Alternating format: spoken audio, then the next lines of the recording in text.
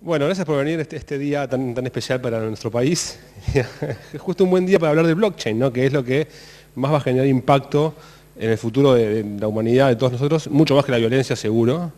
Así que hice una charla que no es demasiado larga, la hice más corta que habitualmente, porque imaginé que muchos de ustedes iban a tener preguntas y iban a querer saber si comprar o vender Bitcoin o esas clase de cosas. Así que bueno. Y tampoco que sea una monólogo, sino que puede ser una conversación que es más divertido para todos. ¿Quién es este hombre? ¿Qué hace? ¿Qué hizo?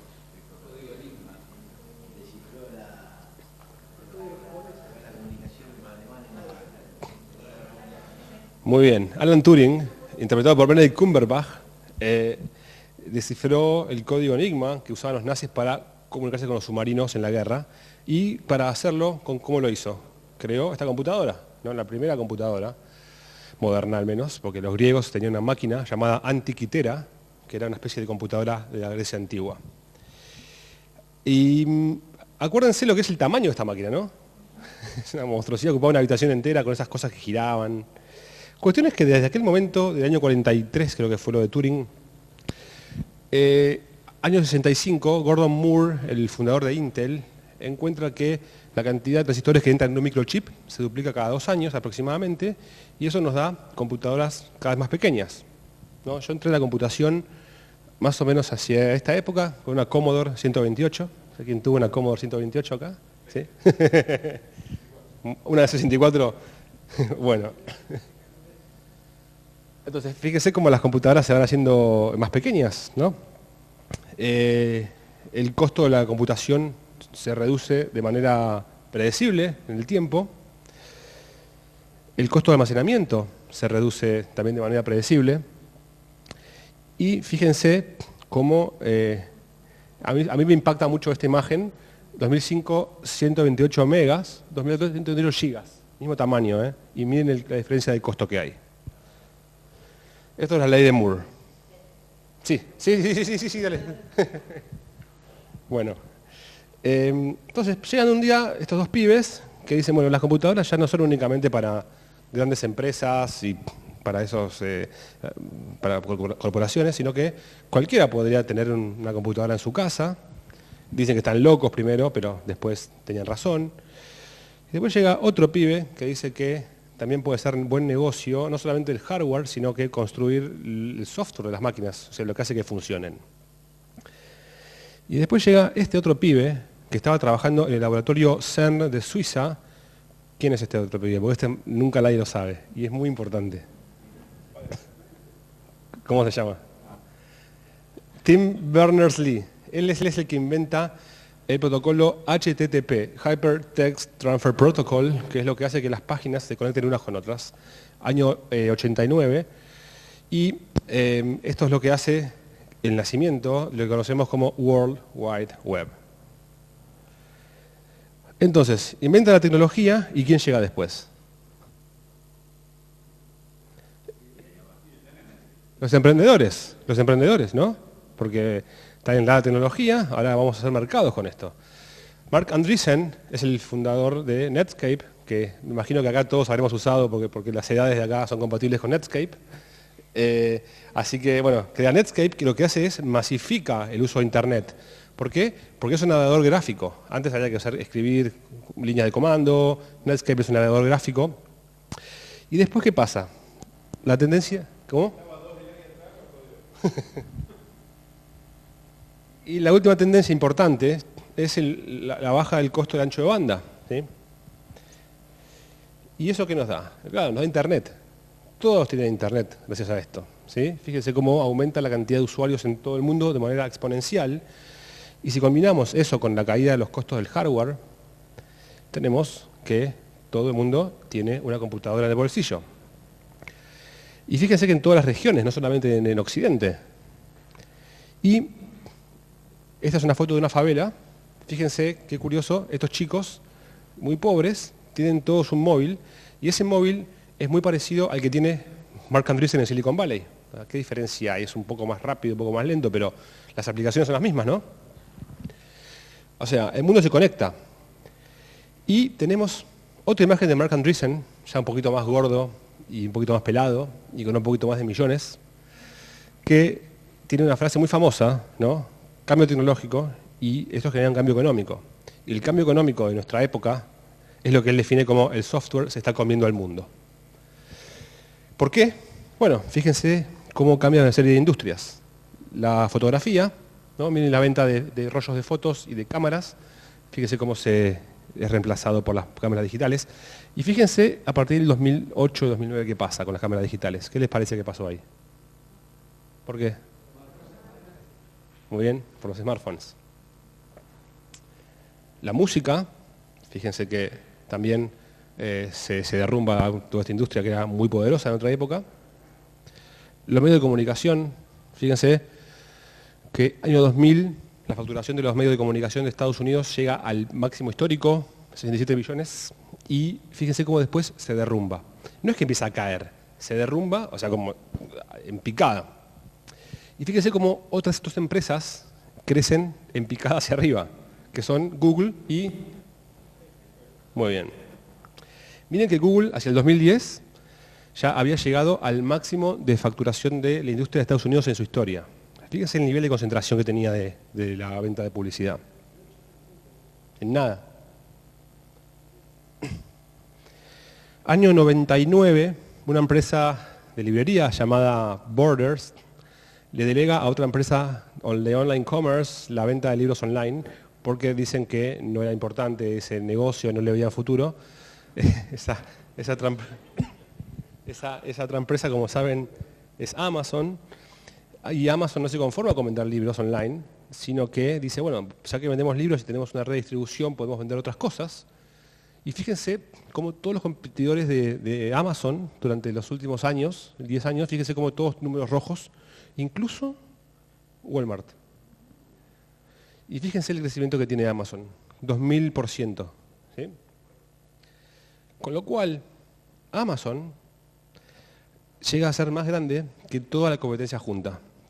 O sea, Amazon es más grande que toda la competencia junta, incluyendo a Walmart. ¿Sí? Y ahora debe ser el doble, ya les digo, por eso que tengo que actualizarlo esto, buen punto. Con lo cual tenemos a Jeff Bezos, que es cuando empezó en la empresa en el 98, vendía libros, y hoy se transformó en el Bruce Willis del retail. O sea que ahí lo tiene. Bien. ¿Por acá se entiende por ahora cómo está cambiando el mundo? Muy bien. ¿Quién conoce a este hombre? Jaron Lanier. Este Rastafari es uno de los creadores de la realidad virtual en la década del 80 y es una especie de niño rebelde de Silicon Valley, muy crítico del modelo de Silicon Valley, y escribió este muy buen libro llamado Who Owns the Future, que trata sobre una serie de tendencias de revolución digital, y entre ellas una muy interesante que es la de las sirenas.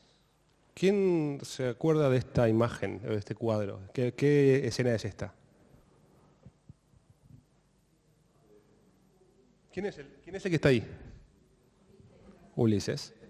Bien. ¿Quién me recuerda la historia de Ulises y las sirenas? Claro. Las sirenas, ¿quiénes eran? Eran unos seres mitológicos que vivían en una isla y cuando pasaban los marineros los seducían con su canto para que se acerquen y bueno, y se los comían después, los mataban y se los comían. Eran como una especie de botineras de la antigüedad, si se quiere.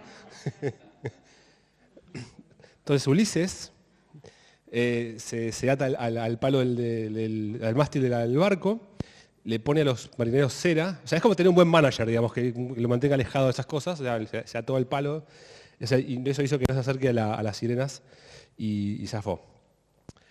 ¿Por qué es importante esto? Porque nosotros tenemos, en nuestras vidas, usamos una serie de servicios por los cuales no pagamos, ¿no? Que nos seducen con sus servicios gratis, que son todos estos, ¿no? ¿Alguno paga por algo de esto? Bueno, por Uber le pagas al chofer, sí, pero digo, el punto es que este es el modelo de negocio de Silicon Valley, ¿sí? Y el modelo de negocio de Silicon Valley, hay una frase muy famosa que dice que si vos no estás pagando por el producto, entonces sos el producto. Fíjense el caso de YouTube, por ejemplo. ¿No? ¿YouTube qué hace? ¿Alguien lo pensó bien qué hace YouTube exactamente? Porque, digo, no tiene estudio de televisión, no tiene, o sea, lo que tiene son servidores que funcionan con un software que funciona más o menos bien, y de un lado tenés gente que produce contenidos, y de otro lado tenés gente que consume contenidos, ¿sí? Pero después no hay más que eso, ¿sí? Y cobra comisiones de todos los que producen contenidos, ¿sí?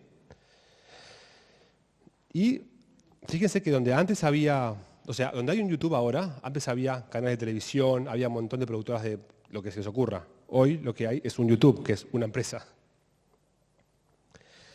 Uber, ¿no? ¿Qué hace? Uber tiene autos, tiene choferes, paga sueldos, o sea, sí paga unos sueldos de desarrolladores, pero después ¿qué hace?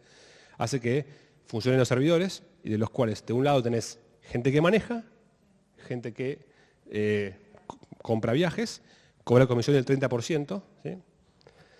Es un monopolio global casi. Airbnb lo mismo, tampoco tiene hoteles propios, sino que conecta gente y cobra comisiones. Y el gran monstruo acá es Facebook, ¿sí? Entonces, ahora vamos a hablar un poco más de Facebook, pero díganme ustedes qué les parece qué les parece esto, ¿quién es más poderoso? ¿Por qué Zuckerberg? Porque con las redes sociales se está influenciando muchísimo.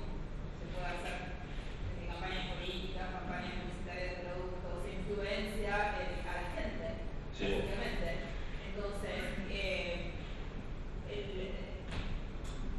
antes en la economía se decía que, bueno, que tenía los países que tenían los recursos naturales y los que tenían hoy quien tiene los datos es que tiene poder y en realidad Zuckerberg tiene todo el poder porque tiene todos los datos de todos nosotros. Dentro de 4 años va a seguir estando. Él no.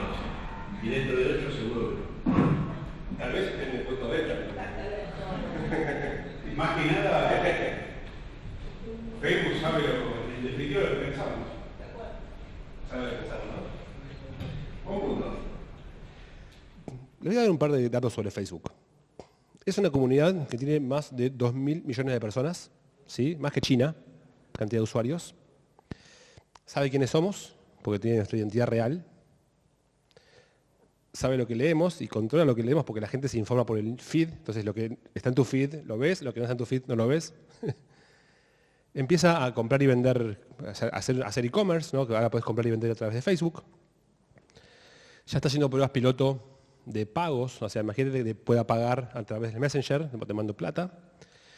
Y una vez que empezamos a pagar en el Messenger, o sea, qué difícil es para ellos empezar a dar crédito, ¿no? Porque yo sé cuánto plata movés vos en tu cuenta, sé dónde estás, con quién te relacionás, ¿no? Porque o sea, si yo sé que vos estás viajando de Silicon Valley, Nueva York, Tokio, sé que tenés un buen poder de repago, y si sé cuánta plata mandás, sé que vas a poder pagar.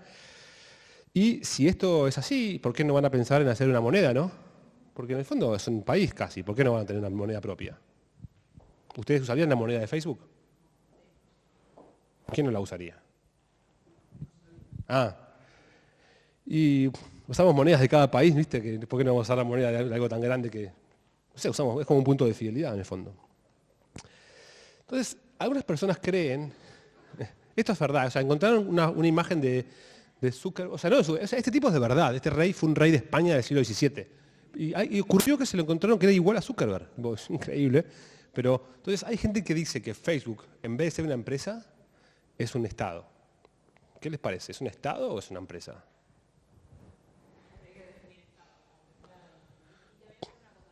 Bueno.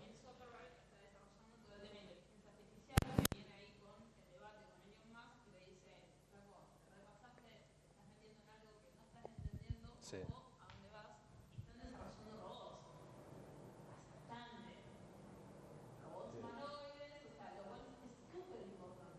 Sí.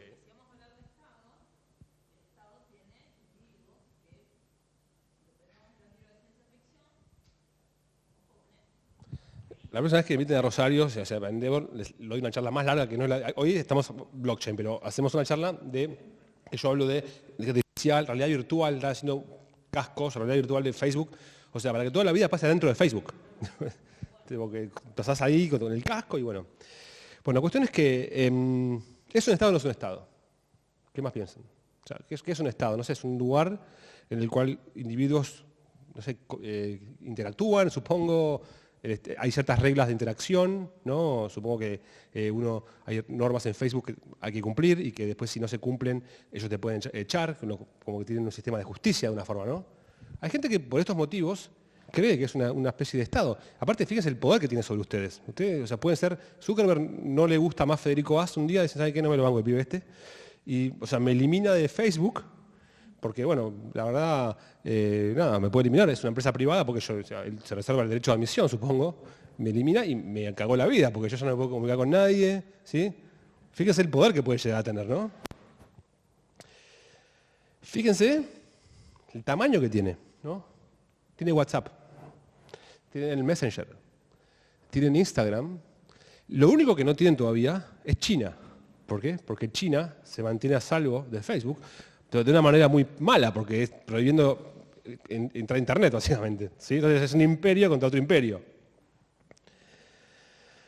Bien, larga introducción para llegar al blockchain ahora.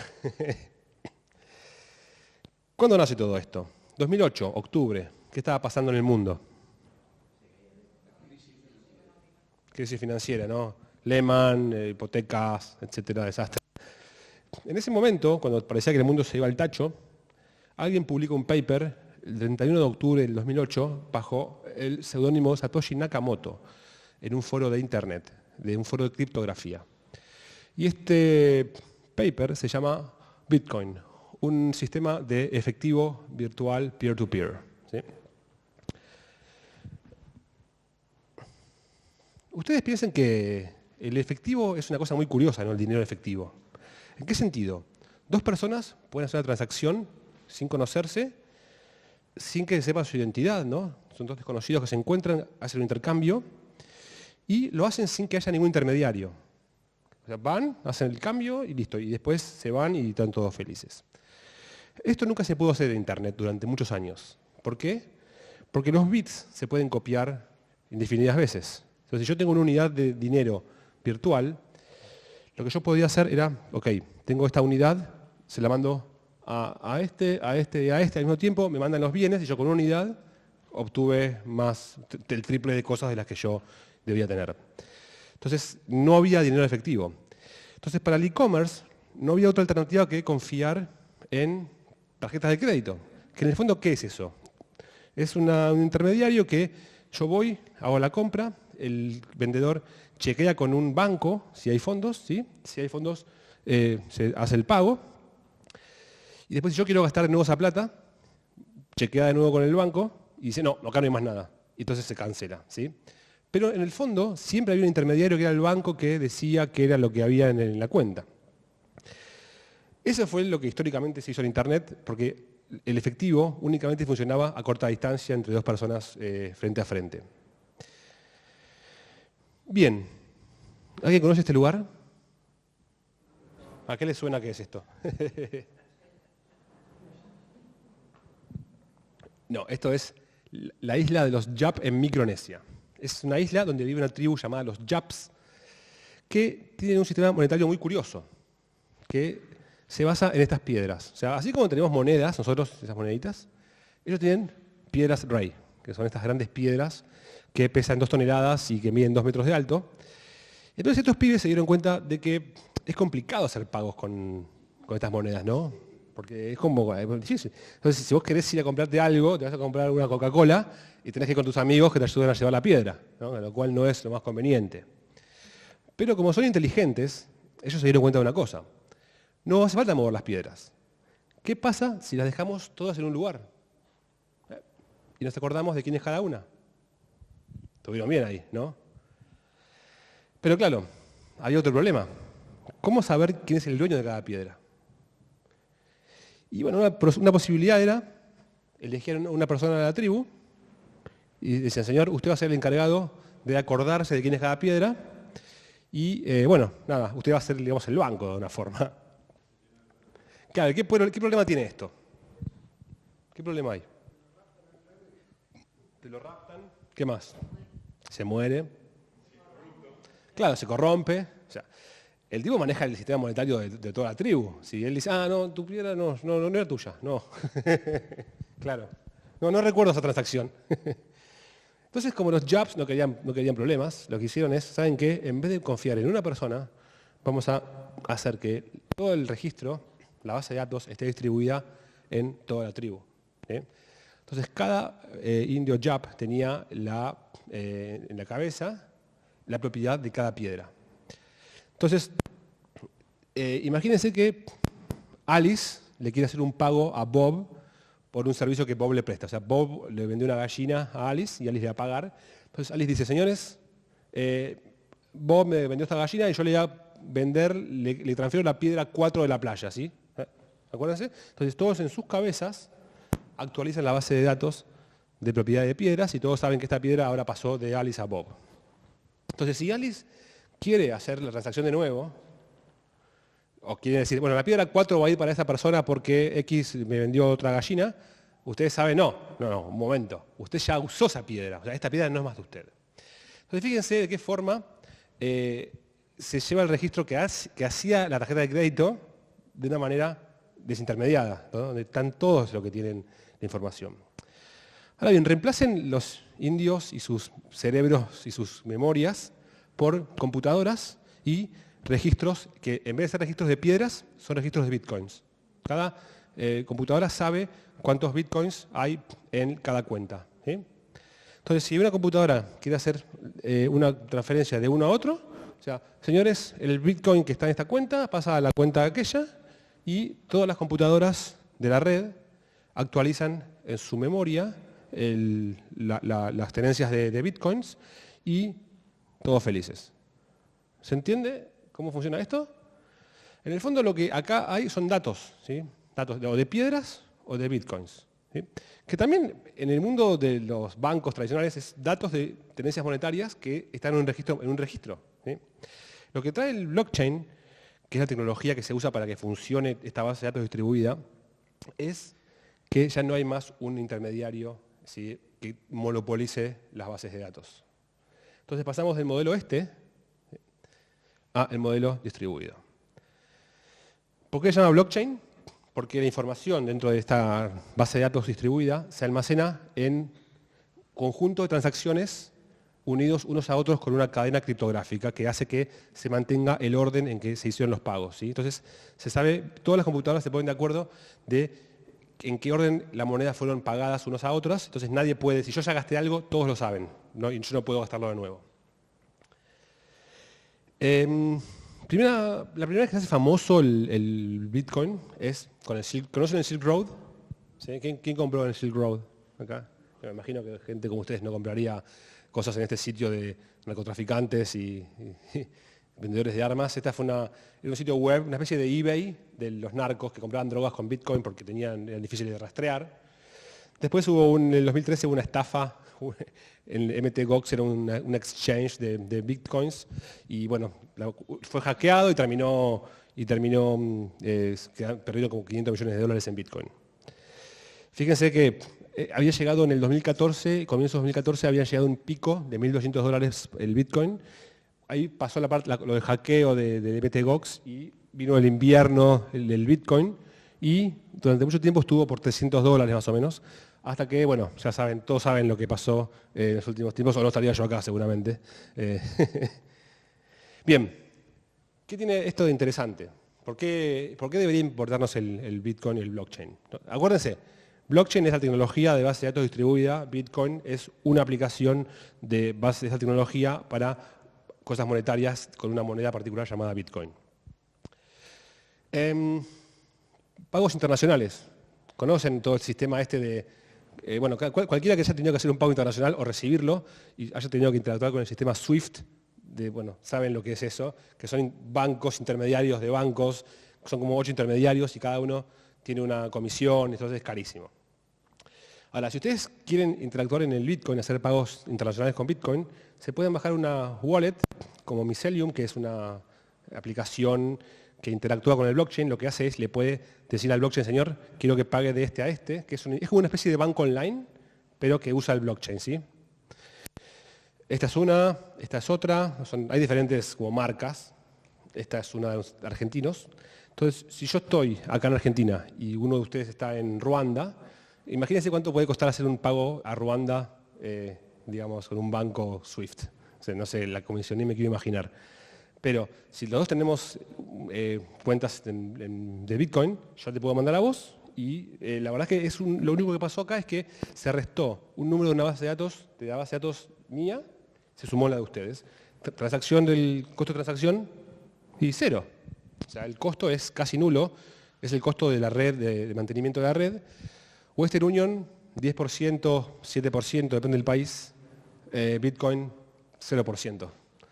Fíjense el futuro que le espera entonces a los que es las empresas que hacen remesas, ¿no?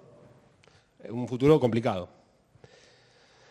Después, si les interesa más comprar y vender, la especulación, hay muchas más monedas y ustedes pueden entrar a un exchange como Poloniex, que es un lugar donde pueden comprar y vender monedas. Entonces, acá tienen el costadito los nombres de las monedas, cada una tiene su cotización, es igual a lo que es la bolsa, digamos, pero con monedas de cripto. Y bueno, pueden comprar y vender, así que este es un lugar que pueden ir. Y si les interesa entender el lado, digamos, de inversión de lo que es Bitcoin, la parte de monedas y compra-venta y ganar plata de esa forma, este es un libro de un amigo que se publicó hace 2 meses, Crypto Assets, y es el primer libro que explica temas de inversiones en Bitcoin y en criptomonedas de una manera que es muy amigable y apta para todos. Así que muy buena recomendación. Ahora bien, ya todos saben el tema de Bitcoin, criptomonedas, finanzas, todo, es lo que todo el mundo habla es de esto, ¿no? Pero el blockchain tiene cosas más interesantes. En el 2014, este pibe que ven acá, ¿alguien lo conoce este pibe? ¿Cómo se llama? ¿Y qué hace? ¿De qué país es? Es ruso, pero vivió en Canadá toda la vida. Así que este pibe, que tenía por ese momento 20 años, creo, es un nene, vio que la blockchain de Bitcoin era buena para hacer pagos, pero no era buena para hacer otras cosas que se podían querer hacer. Por ejemplo, lo que se conoce como smart contracts. Un smart contract es un contrato entre dos partes en la cual el contrato se desarrolla sin intermediario. O sea, la idea nació año 95 por un criptógrafo llamado Nick Szabo, que escribió este artículo llamado Smart Contracts, Building Blocks for Digital Free Markets. Él ponía el siguiente ejemplo. Imagínense que yo les alquilo un auto a... ¿Cómo es tu nombre? Javier. A Javier le alquilo mi auto, ¿no? Entonces, Javier se compromete a pagarme todos los meses, no sé, 100 monedas, ¿sí? Entonces, si un día él no me paga y este contrato está registrado en el blockchain de Ethereum, que es el blockchain que desarrolló este pibe, el auto deja de funcionar automáticamente. O sea, yo no tengo que ir ni al juez ni a nada. O sea, por la forma que está hecho el contrato, se autoejecuta. ¿Sí? O sea, miren qué innovador, porque antes yo quería tener que ir a buscarte y tenía que mandarte, no sé, a la policía, que te detengan. O sea, ahora con este sistema, ¿sí? Funciona automáticamente el enforcement del contrato. ¿No pagaste más? Listo, el auto deja de funcionar, tu clave de acceso se bloqueó. Entonces, los smart contracts lo que hacen es, permite que haya una serie de procesos que se desarrollen automáticamente con la lógica si X, entonces Y. Entonces, casi todo lo que tenga lógica de negocios como esta, se puede poner en un smart contract. Lo que se les ocurra, reemplacen lo que quieran acá y se puede hacer que se autoenforce el contrato. Entonces, por ejemplo, una compra-venta de un sitio web, ¿no? Si Giselle hace un sitio web y me lo quiere vender a mí, podemos hacer un contrato que diga, en el momento en que Federico le pague, deposite en esta cuenta 100 Ethers, que es la moneda de Ethereum, la propiedad del sitio web, o sea, el dominio, el registro del dominio se transfiere automáticamente a Federico. Entonces, ella no tiene forma de evitarlo. Si yo hago el pago en esa cuenta, automáticamente se me envían a mí el acceso del sitio web, ¿sí? Fíjense que ¿a quién afecta esto? En otra época, ¿qué hacía falta? Hacía falta una tercera parte. Una tercera parte en la cual ambos confiaran y esa tercera parte tenía en su poder el bien a transarse. Entonces, cuando recibía el pago de uno, lo liberaba para el otro. Esto desintermedia a esa persona, ¿sí? Y otro ejemplo de uso, seguros de viajes. Una regla, si X, entonces sí. Si Federico pierde su vuelo por un motivo de huelga de la empresa de aerolíneas argentinas, Federico va a ser reembolsado el pasaje.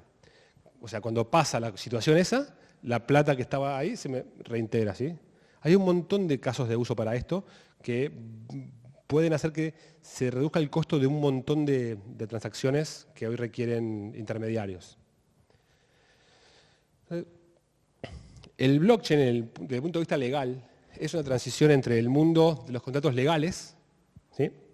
Que el contrato legal es ambiguo, subjetivo, un abogado tiene que interpretarlo, hay que ir al juez a que lo ejecute, a un contrato que es hecho todo en código y que si se cumple la condición objetiva, porque está todo hecho con código, ¿no? El sitio web, está tal fecha, como unas reglas de computadora, si se cumple tal condición, se autoejecuta. O sea, ¿cuánto baja los costos esto, no? Para un montón de actividades.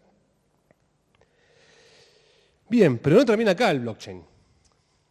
Una vez que tenemos el smart contract, podemos encadenar uno tras de otro y construir una institución descentralizada, ¿no? El primer ejemplo fue el DAO de Ethereum. ¿Alguien conoce el DAO de Ethereum? Año 2016 se armó un fondo de inversión descentralizado, ¿no? ¿Cómo es esto?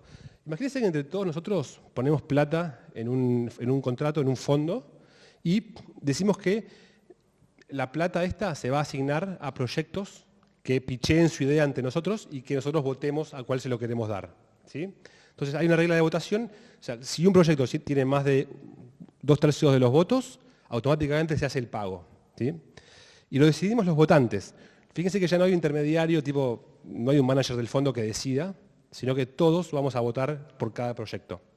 Y una vez que se votó y se cumple el resultado que se había dicho, la plata se transmite automáticamente y no hay nadie que pueda evitar que pase. Entonces, a este fondo de inversión pusieron plata 11.000 personas de todo el mundo. Fíjense la cantidad de gente que participó para hacer el primer intento. Levantó 170 millones de dólares. ¿Y saben qué pasó? Fue hackeado. Y tuvieron que volver todo atrás, devolver la plata a la gente porque fue un escándalo. Pero fue el primer intento. O sea, obviamente a veces fallan las cosas. Pero lo importante es que piensen de qué forma esta nueva forma de estructurar la institución, el fondo, hizo que se desintermedie a un nuevo agente. O sea, acuérdense, el Bitcoin desintermedió los bancos, los contratos legales, los smart contracts desintermedian los escribanos, ¿sí? Esto desintermedia a los fondos de inversión. Y esto recién empieza, porque ¿quiénes conocen a Imogen Heap? Imogen Heap es una cantante inglesa y ella veía que los músicos ganan muy poca plata, los músicos por su trabajo, por regalías. ¿Por qué? Bueno, porque muchos se lo quedan los intermediarios, ¿no? Las discográficas, que son siempre las malas de la película, porque aparte les mienten con la cantidad. No, vendimos 2 discos nada más y le habían vendido 2 millones. Bueno, entonces ella lanzó una canción de ella llamada Tiny Human en una plataforma llamada Ujo Music. Ujo Music es una especie de, si se quiere, un Spotify descentralizado, ¿tá? Entonces vos subís la canción ahí y cuando la subís, vos le decís a la plataforma, por cada vez que la gente la descargue, van a tener que pagar $0,6. ¿Sí? Cada vez que la gente haga un stream, tiene que pagar $0,006. ¿Sí? Entonces, cada vez que eso pasa, la persona paga por esto, por el uso de la canción. Y fíjense esto, una vez que la plata entra, se distribuye de manera automática.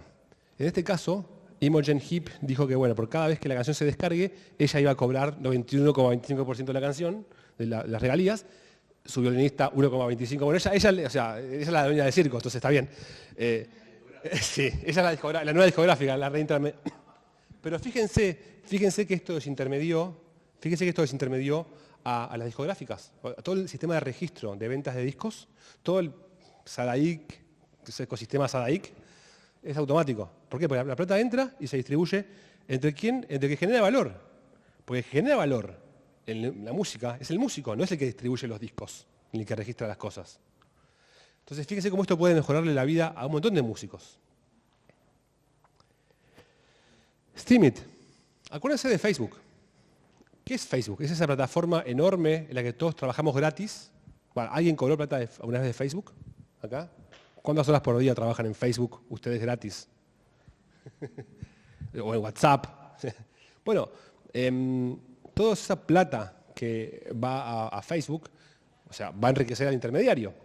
Ahora, ¿qué pasaría si tuviésemos una plataforma tipo Facebook igual en todos aspectos, pero que en lugar de tener un dueño, fuese propiedad de los usuarios? Entonces, cuando los usuarios generan contenido que la gente comparte, que la gente le da like, la plata de publicidad generada por ese contenido, en vez de ir al intermediario, va al usuario, que es el que lo genera, ¿sí? Bueno, ya existe esto, se llama Steemit, está empezando, pero la gente ya lo usa, así que es un poco el futuro de las redes sociales, ¿no? Va a desintermediar a un gigante como Facebook. IPFS es una especie de Dropbox descentralizado. ¿Para qué pagar Dropbox si todos en nuestras computadoras tenemos espacio libre que no usamos? ¿Por qué no compartir el espacio libre entre todos nosotros? Si podríamos tranquilamente compartirlo.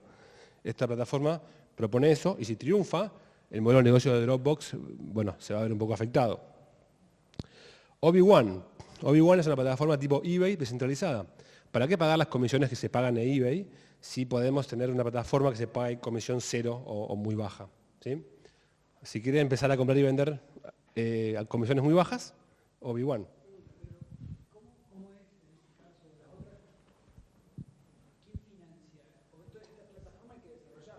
Sí. Muy bien. Bien. El modelo de monetización, esto es open source todo es open source, o sea, la gente lo hace, contribuye porque quiere. El tema es que lo que hay es que piensen en el Bitcoin. ¿Cuál fue el negocio de Satoshi Nakamoto? ¿Cuál fue el negocio de él? Él lo hizo gratis también, ¿no? O sea, él no es que tenía una empresa que cobraba. Pero fíjense que cuando empezó la red de Bitcoin, vos podías minar Bitcoins a un costo muy bajo. ¿Por qué? Porque no lo usaba mucha gente. Entonces vos por cada hora de minado de Bitcoin que hacías, recibías un montón de Bitcoins, que valían 2 centavos. Ahora, cuando la gente empezó a usarlo, el valor de esos tokens, llamados Bitcoins, empezó a subir mucho. Entonces, hoy cada uno vale $20.000. Entonces, esos que él compró a moneditas de nada, de dólar, hoy valen billions, ¿sí?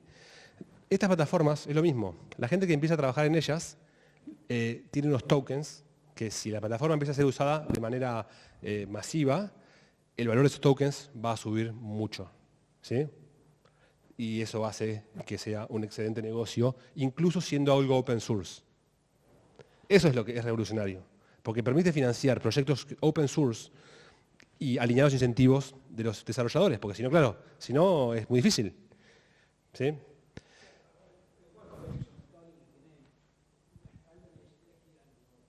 Sí. Sí.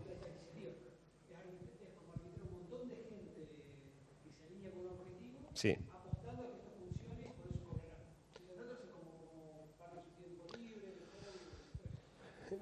Exactamente, entonces empieza el equipo, los fundadores empiezan en la plataforma, ¿no? Y después se suma más gente de la comunidad a contribuir con el desarrollo y esa gente puede ganar también estas moneditas. Entonces, si esto funciona, mucha gente que contribuyó en las primeras etapas empieza a beneficiarse. Entonces, en el mundo tradicional de las finanzas, el inversor individual únicamente puede empezar a compartir parte de los beneficios después del IPO. Acá puedes empezar mucho antes. ¿Sí? Si vos colaborás, puedes tener moneditas del comienzo. Entonces, el upside es enorme. ¿Sí?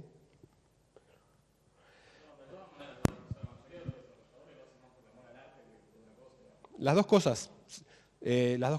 Yo lo conozco a mucha gente y hay muchos que lo hacen por amor al arte. Yo diría que la mayoría, probablemente. Pero también a la gente esta le gusta comprarse cosas lindas y irse de vacaciones. Así que sí.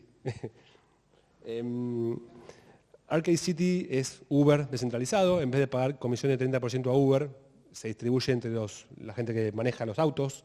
¿Sí? Entonces, piénselo de la siguiente manera. Pensábamos si los estados, o sea, si Facebook era un estado, ¿no? Decíamos que no sé si era un estado, pero podía ser un estado. Ahora, si ustedes piensan esto desde el punto de vista, desde la filosofía política, si se quiere, teníamos estos estados gobernados por, no sé, Zuckerberg, ¿sí? que en el fondo él hace las reglas, las ejecuta, maneja todo, si no le gustás te echa, como Luis XIV te podía echar de la Francia del siglo XVI. Después hubo revoluciones, ¿sí? Hubo revoluciones democráticas y en Estados Unidos y en Francia se empezaban a encontrar con problemas de cómo gobernar estos estados, porque no había experiencia de gobernar estados grandes de manera democrática, ¿viste? Millones de personas. Y unas personas llamadas los federalistas, ¿a ellos los conocen los federalistas? Son unos intelectuales políticos de la época del siglo XVIII de Estados Unidos que se mandaban cartas y decían, bueno, ¿cómo hacemos para gobernar a Estados Unidos? Bueno, ponemos una cámara o dos cámaras de Congreso. ¿El presidente o rey? De esas preguntas que se hacían en esa época, bueno, eran preguntas de cómo gobernar una plataforma, ¿no? un país. Y se les ocurrió que una buena forma de hacerlo era con poder ejecutivo, legislativo, judicial, cada uno haciendo una cosa. Fue la respuesta que encontraron en aquel momento en base a su conocimiento, ¿no? Entonces, estas plataformas, que yo les cuento, el Uber, el Facebook, todos estos, de alguna forma son como, si se quiere, como pequeñas democracias nuevas, ¿no? Porque no hay un dueño, ¿sí? No hay un dueño que pueda o que tenga que diga cuándo se actualiza el software o que diga cómo se va a hacer la política comercial. Es una comunidad de un montón de personas de open source que colaboraron en el proyecto y que cada una tiene un poco poder de decisión, ¿sí? Son como cooperativas, de alguna forma.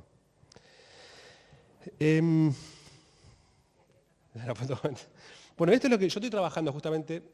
Tenemos los mismos problemas que se encontraban en el siglo XVIII con respecto a cómo se gobiernan estas cooperativas. Mi proyecto está vinculado con temas de justicia, ¿no? De cómo se resuelven disputas en estas plataformas. Acuérdense que ustedes están en Facebook normal y hay una disputa entre dos usuarios y hay un moderador, que es un empleado de la empresa. Ahora, eso no pasa más en el mundo descentralizado. Y ahora les voy a contar por qué. Entonces, las comunidades de todas las épocas tuvieron problemas de conflictos sociales, ¿no? Y hoy los hemos visto muy... o sea, creo que esa parte me la van a creer. Y tuvieron que hacer sistemas legales y de justicia para poder resolverlos. ¿Alguien conoce qué es esto? ¿Saben cómo eran los juicios en la antigua Grecia? Los griegos no tenían abogados ni jueces como tenemos nosotros. Los griegos tenían un concepto muy interesante, que era que todos los ciudadanos tenían derecho a juzgar, a ser jueces. Entonces el día del juicio iban a la corte y cada uno llevaba consigo una especie de documento de identidad, una placa de bronce llamada pinakion, que es una plaquita así de bronce con el nombre, y metían la placa en una ranura de esta piedra llamada cleroterion, una piedra así de grande. Y después venía una persona de justicia, un empleado de justicia, y tiraba unos dados blancos y negros en un costado, y si a vos en tu fila caía una bola blanca o un dado blanco, ibas a ser juez. Y si caía en negro, ibas a tu casa y no eras juez. Era un bolillero antiguo, muy ingenioso para que haya transparencia en los jurados, ¿no? Para que no haya manipulaciones. Concepto clave de los griegos es que la justicia griega era una justicia entre pares, ¿sí? No era una cosa jerárquica, era una cosa horizontal. El tema jerárquico viene del siglo XVIII, con los estados nacionales. En esa época es cuando se construye la justicia que conocemos hoy con jueces, abogados, etc. Pero esta justicia que conocemos hoy ya dejó de ser relevante para un montón de nuevas disputas que tenemos hoy en día. ¿Por qué? Porque cambió la economía de manera radical. Un ejemplo. Muchísima gente hoy en día trabaja como freelancer con clientes de todo el mundo, desde todos lados, ¿no? Para clientes de cualquier lugar. Por ejemplo, un hospital de Estados Unidos hace una radiografía para hacer una prótesis de 3D printing, lo manda a la India para que lo diseñen, el diseñador de la India lo manda a Estados Unidos para que lo impriman y después cuando le quieren poner la mano al pibe no le entra porque está mal hecho. ¿Quién va a pagar por este error? ¿El diseñador? ¿El hospital? ¿El impresor? ¿Y cómo se resuelve esto en un sistema judicial nacional, ¿no? Que tenés 3 países involucrados? Segundo caso muy frecuente, cada vez más, es el crowdfunding. ¿Conocen el crowdfunding, no? Cada vez más gente de muchos países financia proyectos de otros países. ¿Conocen el famoso Drone Lily? ¿Qué era el drone, Lili?